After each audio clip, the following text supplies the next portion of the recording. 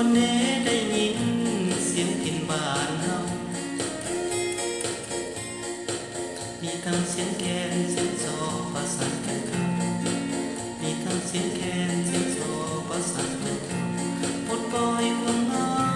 ออกจากหัวใจเสียงพิณก็ไม่ที่เรื่องสำ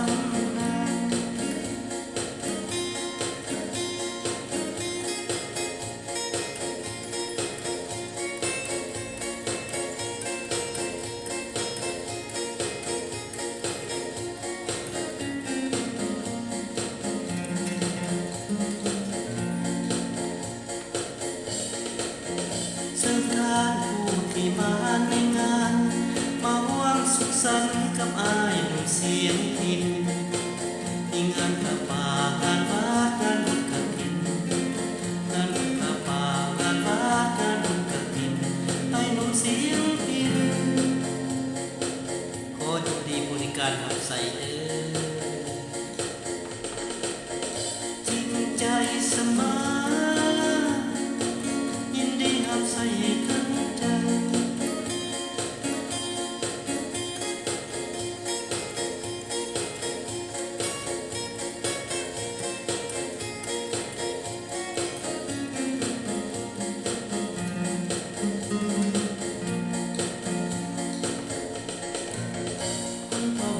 เทศกาลงานบุญงานวิวาห์มหามงคลสุขสันต์สังคมผู้ใหม่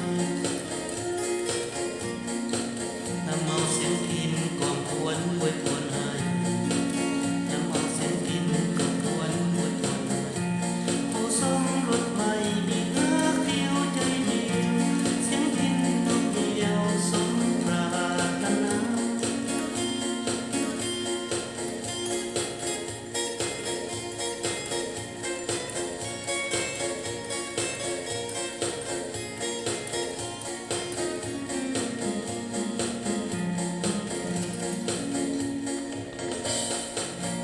เสียงแคนเสียงซอเสียงพิณ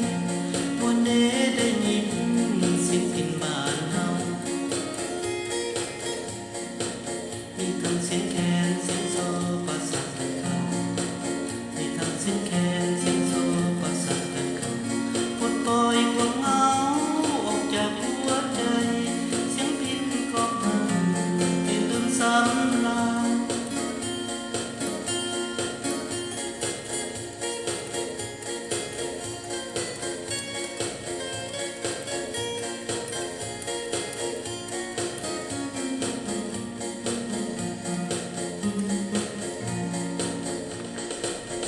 เสียงพิณจากถิ่นดินทางดินแดนสวยงามสีพันดอนแดนใต้ส่งเสียงพิณไปประสานเส้นทางคนไหลส่งเสียงพิณไปประสานเส้นทางคนไหลกองควรสมัยเจ้าโซโซกาโอบวนเทละนาเสียงพิณบ้านเฮา